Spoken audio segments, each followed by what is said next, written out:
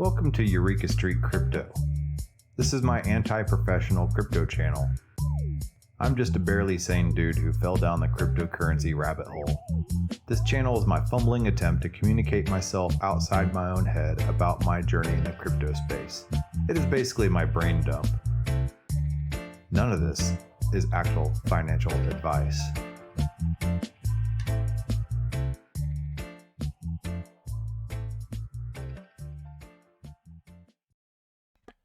Good morning, everybody. I'm Eureka John, and you're at Eureka Street Crypto. Broadcasting live at 5:32 in the morning from Leander, Texas. It is December 28th, 2021. Today's my mom's birthday. So, yeah, happy birthday, Mom. And other people don't be using this for trying to obtain password data. I do not have that associated with any of my passwords. So, all right. This is my video blog, aka Morning Brain Dump. And yeah, I just talk about things that I learned about in crypto and just dump it out here in the morning. And yeah, that's it. That's it. No shilling anything. I'm not sponsored by anybody. Not financial advice and not even fundamental or technical analysis. This is just me talking about the news and crypto. All right. That out of the way. Let's go over here to the old CoinGecko charts and see what we have. Let me refresh this page. So Bitcoin has just dipped its toe back below 50,000. We thought we were in the clear, but I guess not. We've been dealing with a crabby market, moving sideways for the past couple weeks. And then we got a little uptick yesterday. And, it's a happy day for everybody checking their little portfolios on their phones and stuff like that. Because you do it, any little spare second you get. I know that you're on the toilet, on the bus, at your desk when you're supposed to be working, you're checking your crypto portfolio. Yes. And constantly refreshing that DeFi page too. A lot of you probably do that. The rate at which you're going to be earning crypto, but you still check it anyway, right? So let's see here. Bitcoin's at $49,188.33. Ethereum is $3,924.44. Binance Coin $552.60. Tether's a stable coin. Solana 191.81. Cardano $1.50. XRP 89 cents. USDC another stable coin up in the top 10. And Terra $90.89. Polkadot been seeing some action this past week, up 22% in 7 days to 29.57. Avalanche 116.29. Been seeing a lot of action in the past couple weeks, but kind of slowed down a little bit here, and it's kind of hovering around 116 for a little bit. Let's move past the doggy coins. Mongoose 265. That reminds me, I want to check up on Mongoose and see what's up with that. Like the newest meme coin, but this meme coin was kind of born out of an amusing situation. Was it Chad Sherman or something, like Brad Sherman or something? I don't know. One of those congressmen was trying to make a point at how risky and terrible crypto assets are, and he's made an analogy trying to say Ethereum get eaten up by Cobra coin, and then Cobra coin gets eaten up by Mongoose coin or something like that, and there ended up being a coin being born from this. It doesn't have any value whatsoever, but it's up 2.4%. It's like all zeros and up 2.4%. I don't know how that's possible, but looks like to be 69. See, total supply is 69. Let's see, million, billion, quadrillion, quintillion, septillion, octillion. 60. Is that even a word? 69 octillion total supply. All right. Well, all right. So let's go back over to the coins. Anyway, that's not really what I wanted to sit here and talk about today, but I just kind of wanted to take a look at it. I was going to try to talk about, Adam Back being Satoshi and some of the theories behind it, but then I started digging way into it, and, they start getting into like the C++ and the whole Bitcoin code and coding tendencies and patterns and the way different styles of coding. And I'd have zero coding training. I mean, I did a little PHP back in the day, so not PCP, PHP. Never been one of those people skittering out in the street, you know. So no, PHP. It is a web coding language, web development coding language. Okay, I just wanted to clarify that for people because sometimes, you know, people take things in a different way than was intended. So let's see here. Let's go over here to my old Tweeter bookmarks, and I have a bookmark that I saw last night, and this is I feel like, you know, you got to do something. You know, I you know, poke a lot of fun, and you know, I explore all different types of projects, but sometimes you gotta watch out for each other in the crypto space, and that's one thing that crypto Twitter and the crypto space does really well. Despite the fact that Elizabeth Warren calls us all shadowy super coders and all that type of stuff. Actually, crypto Twitter is a pretty tight community in a weird sort of way. Yes, there are a lot of scams and risks in crypto. But the interesting thing about crypto and holding your private keys too is the idea that everybody has to hold their own keys. Everybody has to watch out for themselves. They have to basically carry their little firearm on their hip. Back like in the old Wild West days, you're the only one responsible for your safety, you know. And it's amazing the sense of ownership you can take for yourself and for those that you love whenever you are the one responsible for it and not some, you know, large organization at the top. And I get, you know, large organizations can act as an equalizer in a lot of cases, you know, and help the poor and downtrodden, but it's amazing what will happen when you actually empower people with their own sense of responsibility. And yes, there will be some people left behind and some people that fall victim to scams or, you know, robbery and things like that, to keep the analogy going. But it's this sense of gratification that you get from taking responsibility for yourself, and instead of having to rely on some large superpower to take care of you. All right, so anyway, Devin S. I've had him on the show a couple times actually, and he is a really good dude, formerly from the finance industry. I don't know if he's still there or not, but you know, I follow him on Twitter as well. He says, "An amazing way to take accountability. So sorry for your loss, but I believe 2022 will reward you for all your efforts to protect yourself and others. Freedom comes with a cost, so we have to support each other. Watch for the spark in 2022, January 1st." Okay. I don't know what spark he's talking about, but he's commenting on NFTs Anonymous thread. Okay. And I don't know who NFTs Anonymous is. I don't follow him, but I read the thread last night and it's really good. And the guy basically, he's an NFT marketing community ambassador, founder of the Camp NFT, Real Estates, Royal Society OP, at BRT Moments. And he's a Bored Ape Yacht Club altruist. So, you know, he's got to be pretty rich if he's a Bored Ape Yacht Club and an altruist or whatever, you know. But it looks like he kind of made an amateur mistake. He says, "This isn't easy to talk about." Let me make sure that you guys can see. Okay, all right. But I have to swallow my pride. I made a big mistake last night. Not only did I suffer adverse consequences for my impulsivity, but those I care about were negatively affected by what was presented. It's called a honeypot. And I have seen the word honeypot thrown around in the crypto space and stuff like that. And I know it's like some kind of smart contract vulnerability, or it's a scam in order to get people to go towards some kind of smart contract. And then once they have you in there, they lock you in, and then they slowly drain your wallet of everything you have. But I wasn't really that clear on the specifics, but you know, this person here, upon reading a little bit more through the thread and stuff like that, they don't seem like they are, you know, a regular on amateur hour. You know, they seem like very well versed. And so it just goes to show that, you know, anybody can get caught up in these types of scams. You know, you don't got to be some total noob walking in. "Oh, I talked to some customer support person. They asked me for my private keys, so I just gave it up, and I don't know why I have $28,000 missing." You know, so no.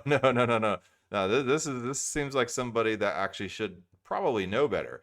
So anyway, I said it's called a honeypot. All right, a honeypot is a smart contract that you're encouraged to interact with, but there's a fatal flaw introduced that will not allow you to cash out or sell your investment in the token. Honeypots prey on ignorant community members like myself who don't fully comprehend blockchain. And I mean, back in the day, as a similar thing, it's not necessarily a honeypot, but the first thing that I ever did in crypto, and I will totally admit this, the first thing I ever did in crypto was buy in $99. I was totally broke at the time, so that was, that was a lot of money for me at that time. I bought into one of those cloud mining operations, right? Where you put in, you buy Bitcoin and then you get to watch daily on the graph it just increase and increase and increase. But then when you went to go try to cash it out, or do anything else with it, move it anywhere, suddenly you couldn't get a hold of anybody. So I lost $99 that way. That was my very first interaction with crypto. Yet I still continued on because I recognized that there's a bigger picture, and obviously there's a bunch of scams, and there's people out there. Whenever you have money waving around and you're using money, there's gonna be a bunch of flies around that. So anyway.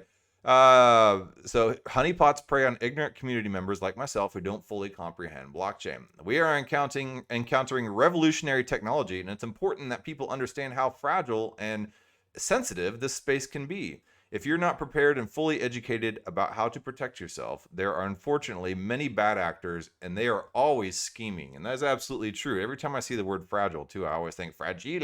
What is that, Italian? It's a Christmas Story movie. All right, it's a terrible reference. All right, anyway, to break it down a little further, I was alerted with a tip last night from a friend that there was a new token that had launched, and the holder list, according to Etherscan, was of significant interest. Many of the major NFT influencers already appearing to be invested. So you see, that would be like me seeing, I don't know, Crypto Foo and Humpty and, Fahim and, IDEX Intern all like buying the same NFT. And I might be like, oh man, or Soundman, I might be like, oh dude, those guys got it. It looks like it might be worth something later. I mean, all these kind of unrelated people are all buying the same NFT. Maybe I should go jump in there and get one too, because they might know something that I don't.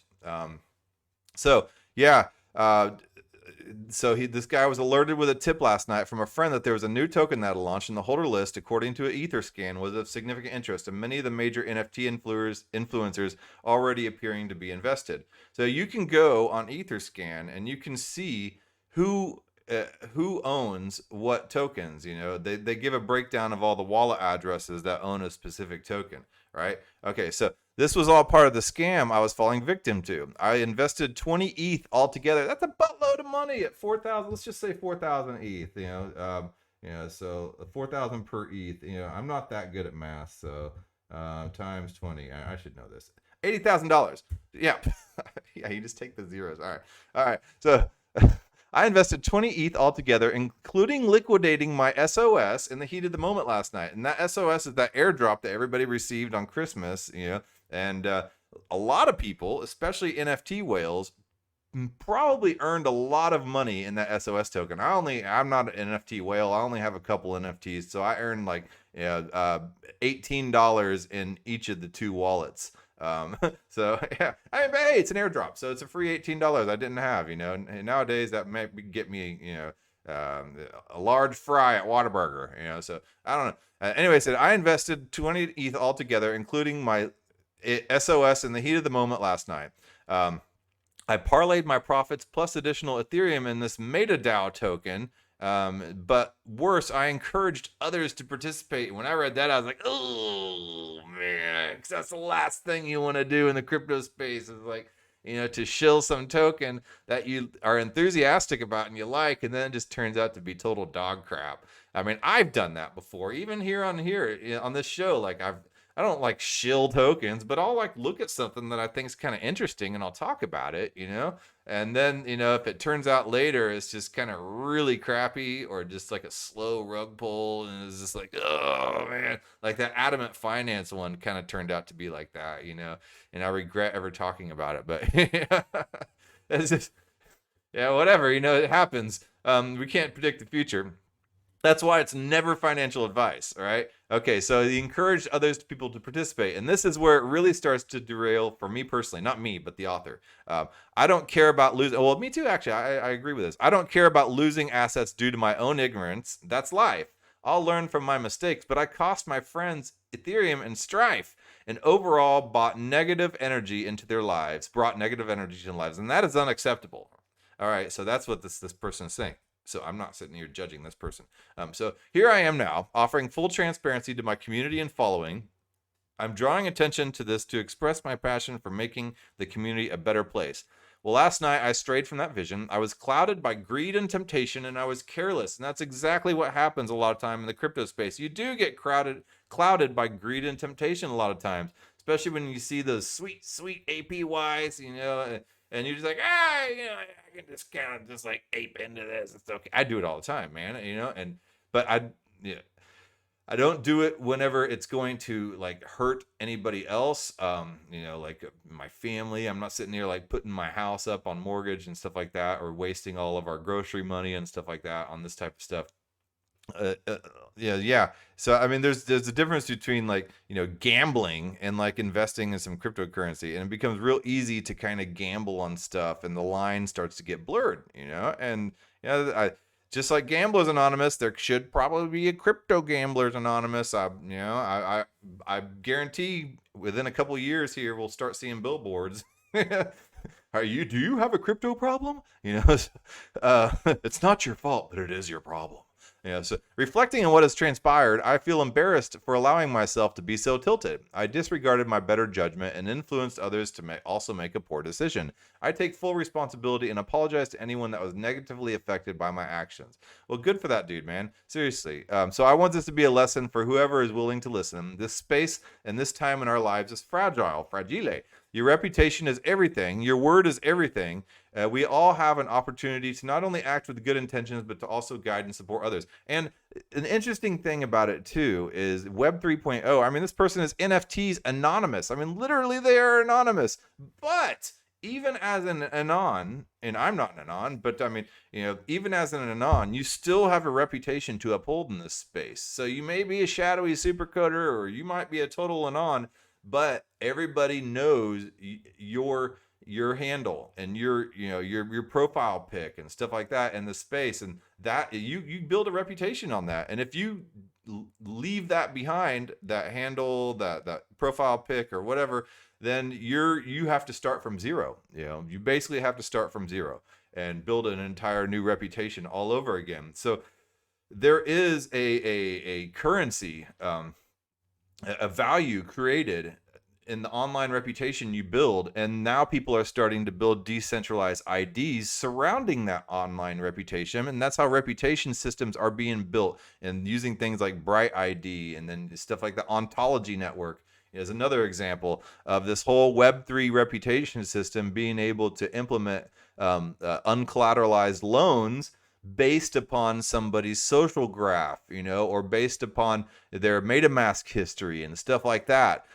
So yeah, and then if you want to start over, that's a real pain in the ass, So anyway, so yeah, he says, I encourage reflecting on your responsibility to others in this space. Even as an anon, I encourage transparency. I encourage more education and learning all we can about Web3 technology to limit these occurrences in the future. I encourage getting uncomfortable and sharing our experiences. So, props to NFTs Anonymous for doing this.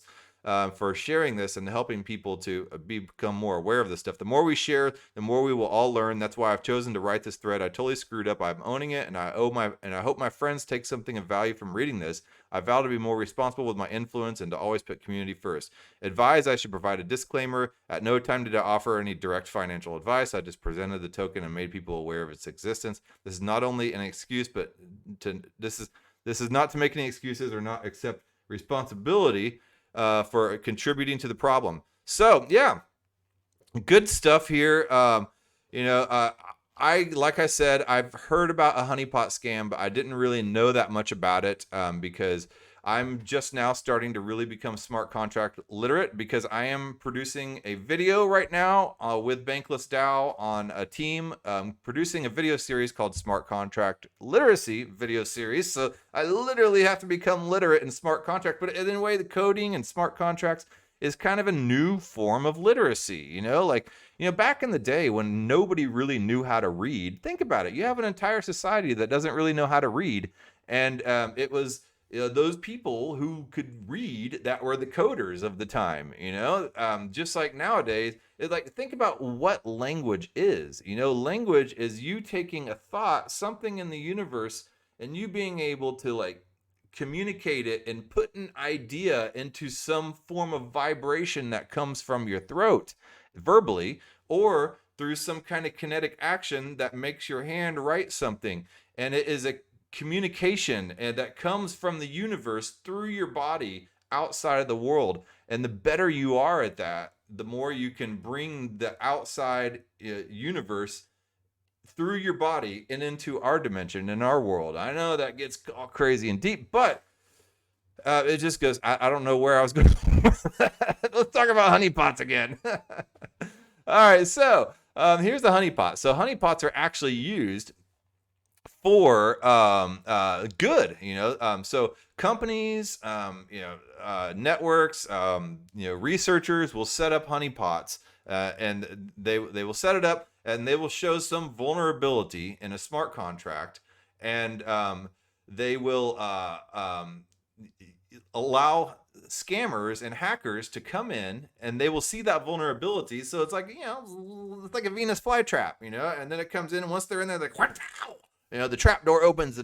Okay, so honeypots are smart contracts that appear to have a design issue that allows an arbitrary user to drain Ethereum to Ether, Ethereum's native cryptocurrency, from the contract if the user sends a particular quantity of Ether to the contract beforehand.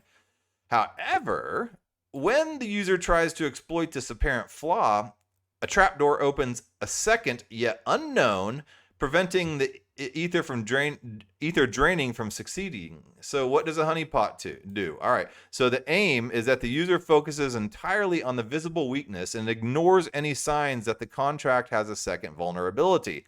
Honeypot attacks function because people are frequently easily deceived, just as in other sorts of fraud. As a result, people cannot always quantify the risk in the face of their avarice and assumptions. So are honeypots illegal? No, honeypots are not illegal. Honeypots are used all the times in research and by companies to try to catch scammers, cyber technology companies use honeypots in order to research hacker behavior. Corporations will use honeypots to try to preemptively get some kind of scammer or some kind of virus coming into their system, and they will provide some kind of some diversionary target of attack in order to protect the rest of the system. So in crypto cyber attacks like honeypots, the user's cash will be imprisoned, and only the honeypot creator, the attacker, will be able to recover them. And that's what happened with this NFT honeypot scam that I just read you. This person making this big confession online is they saw on Etherscan all these people, these famous people that had also bought this NFT, and that was the honeypot, and it's like, oh, sweet, sweet opportunity. Everybody else is doing it, so should I. And then once they bought in and put their Ether in there, then it got trapped. So 3 stages in a honeypot scam. The attacker uses a contract that appears to be susceptible and baits it with money. So the victim tries and fails to take advantage of the contract by transferring at least the required amount of money, and the attacker takes the bait and the money that the victim lost during the exploitation attempt. So yeah, and you can see here the 3 stages in a honeypot scam: the attacker, the deployment to the honeypot, then the victim, and then the exploitation, and then the withdrawal. So anyway, so there's several types of honeypots. I told you, research honeypots and production honeypots. I'm going to link this. This is a great article that the Cointelegraph put out talking about all the different types of honeypots, and it gets into subtle nuances. It talks about good honeypots, and then of course the bad honeypots that we just talked about, the client honeypots, malware honeypots, honey nets, open mail relays, database honeypot. There's all types of honeypots that are out there. How to spot a crypto honeypot. Okay, so Examining trade history is one technique to recognize a honeypot crypto fraud. A cryptocurrency should generally allow you to buy and sell it whenever you desire. There will be a lot of buys for the coin in a honeypot scam, but people will have a hard time selling it. This indicates that it's not a legitimate coin and you should avoid it. So let me just take a quick little, let me go scroll down to like some weird obscure coin. And I will get the contract address out of it. So I'm on CoinGecko right now. Well, the page is not really loading, so let me just find some just random coin. I don't know, it doesn't really matter. So let me go down to page 121 at the very bottom of CoinGecko, and let's go over here, and I will let this page refresh. So there's a place on CoinGecko and on CoinMarketCap, and it didn't used to be this way. You used to have to like really struggle to find the contract address a lot of times. So let's try Turncoin. Oh no, this doesn't even have a market cap. Let me at least find something with a market cap. All right, so let's go back up to maybe page 117 and see how that looks. Something with some volume, because all these just have nothing but question marks on when you get down to like page 121. So yeah, be careful. Everybody's always looking for the next micro cap gem and stuff like that, to pack your bags, so all right. So this has some agro global. All right, so that doesn't even have a market cap either. None of these have market caps, man. And when you get that down that far in the rankings, yeah, they're just kind of random. See, this is why the Bitcoiners take a staunch approach and call everything else a shite coin. Actually, I'm gonna have a Bitcoin maxi on next Sunday. Vlad Kostea, and he's a really smart dude, and he's probably gonna make me look like an idiot, even though that's not hard to do. He's a Bitcoin maxi, and I've been kind of intimidated to have a Bitcoin maxi on here because there's a lot of times when you hear these Bitcoin maxis on crypto Twitter, they like are pretty hardcore. They will not listen to you. All right, here's one, Chickenzilla. Let's take a look at this right here and check out this contract and see if there's anything that pops up about it. So Chickenzilla. So right here, you can see this is a Binance Smart Chain contract. All right, so there's a bunch of scammy stuff on Binance Smart Chain, by the way. So you see right here, add to MetaMask. So you just click to copy. That's the contract. All right. So let's go back over to this article. So examining trade history. If you see a bunch of buys, but you don't see any sells, like even like the most popular coin will have some people selling within 10 minutes of its launch, right? So, yeah. So where can honeypots arise in Ethereum Smart? Honeypots might appear in 3 different areas of Ethereum smart contracts implementation. Here are the 3 levels. So there's the Ethereum virtual machine, the Ethereum blockchain explorer, and the Solidity compiler. Anyway, so the most common one that I've seen is the Ethereum Etherscan blockchain explorer. The third type of honeypot is based on the fact that the data presented on the blockchain explorers is incomplete, while many people implicitly believe Etherscan's data. So yeah, don't believe something just because you see it on Etherscan or Binance Scan or whatever it is. It doesn't necessarily show the whole picture. On the other hand, wily smart contractor developers can take advantage of some of the explorer's quirks. Okay, so how to protect against honeypot scams. Instance, use Etherscan if you're buying if the coin you're buying is on Ethereum, or use BSC, Binance Smart Chain Scan, if the coin is under consideration on the Binance Smart Chain. Find out your token's ID, like I just did, and go to the appropriate website. Go to Token Tracker on the next page. A tab labeled Holders will appear. You can see all the wallets that hold tokens and liquidity pools there. Unfortunately, there are numerous combinations of items of which to be aware. The following are some of the red flags that you should know to protect against honeypot scams. No dead coins, no audit, scrutinize their website, and check their social media. All right, so anyway, I do want to find something on Etherscan. Binance Smart Chain. I know Chickenzilla. I don't know Chickenzilla actually. Most people start out with Etherscan when they're starting out, and not really on Binance Smart Chain.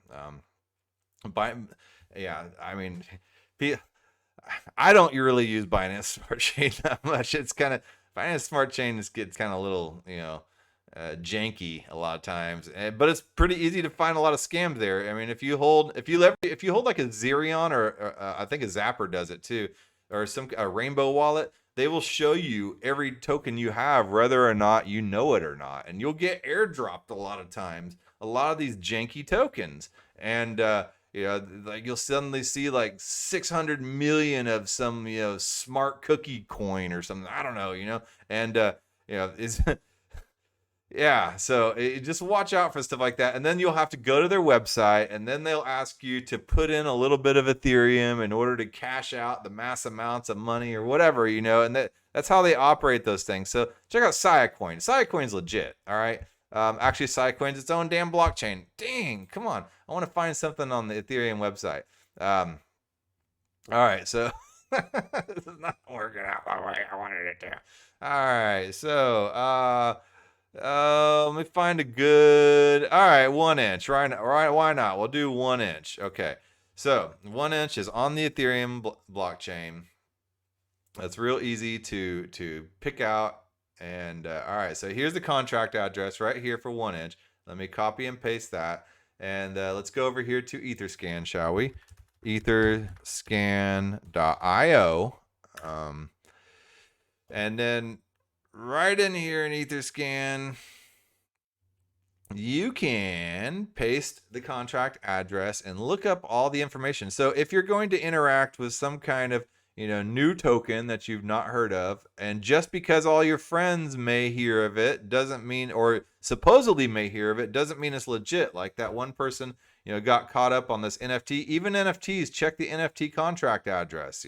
If somebody says there's NFT minting sale going on, be wary, so here I am. I plugged in the 1 inch contract into an Etherscan, and I'm going to look up the information. So, all right.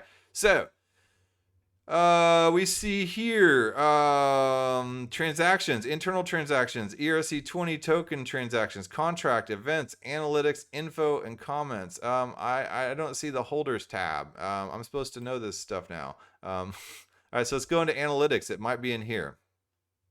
Yeah, I actually have a lot to learn with navigating around Etherscan, but it is definitely worth it to become literate in Etherscan. And that's where I was going on that tangent earlier. In order to become literate, even when you're operating in code and stuff like that, it's important to be able to bring these ideas from the metaverse, not the fake metaverse, but the real metaverse that goes through your head and out your body. And coding is a part of that literacy as well.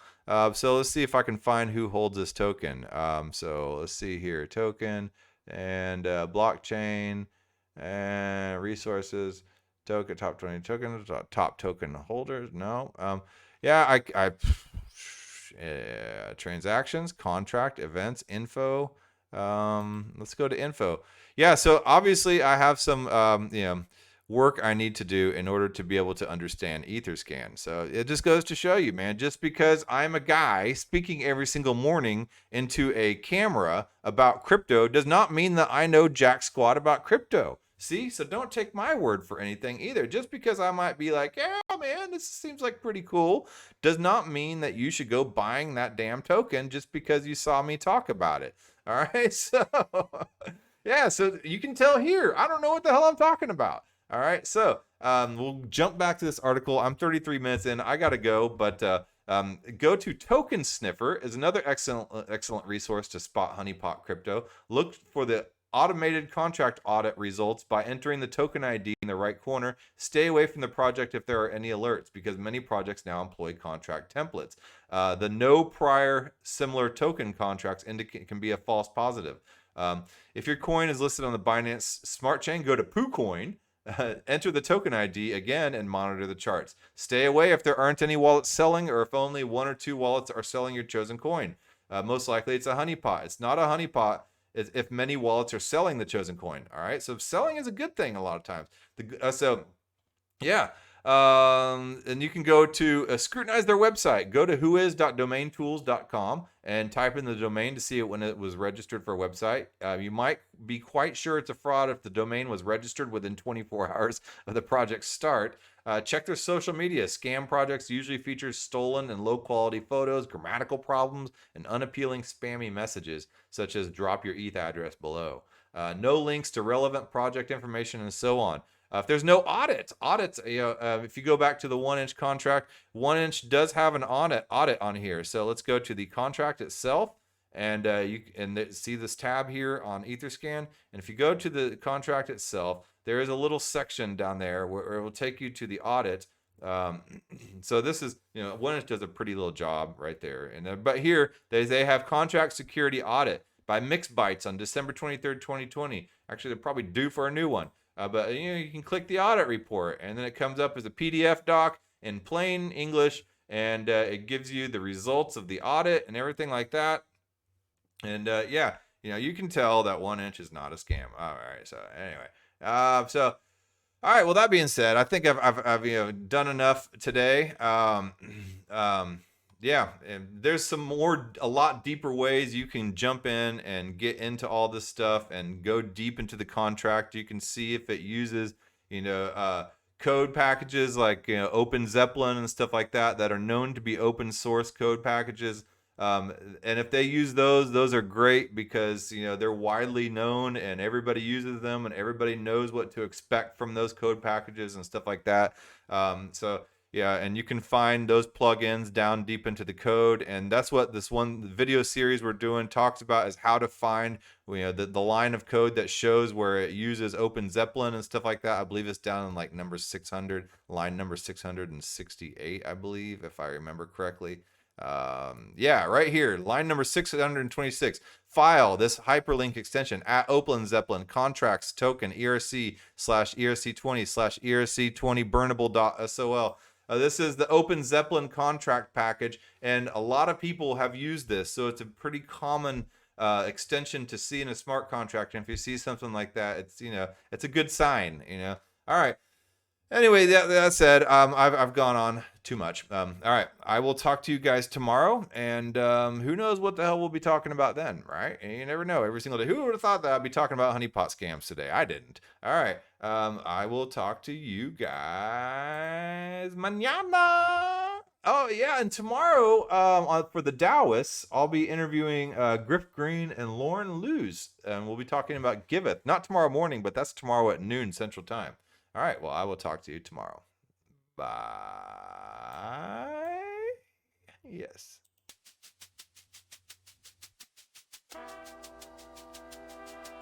Thank you for making it to the end of this program. If you actually like this content, give a thumbs up. And if you want to hear more, just hit the subscribe button. I'm available on YouTube, Odyssey, and BitChute, and on all the major podcasting platforms in audio version. Spotify specifically. If you would like to follow and leave a review, that would help a lot. I am also available on Twitter at EurekaJohn1. That's EUREKA John, JOHN, and the number 1. My DMs are always open. Feel free to shoot me a message. Thanks again.